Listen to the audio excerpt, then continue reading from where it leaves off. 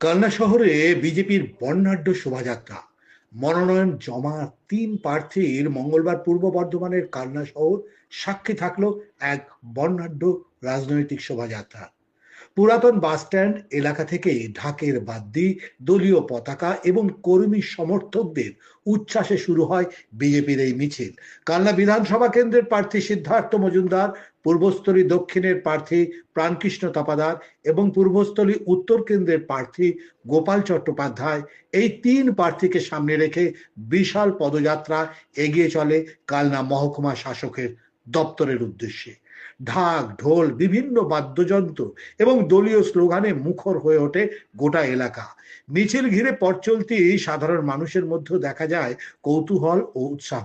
শেষমেশ নির্ধারিত নিয়ম মেনে মহকুমা শাসকের দপ্তরে পৌঁছে তিন প্রার্থী তাদের মনোনয়ন পত্র জমা দেন।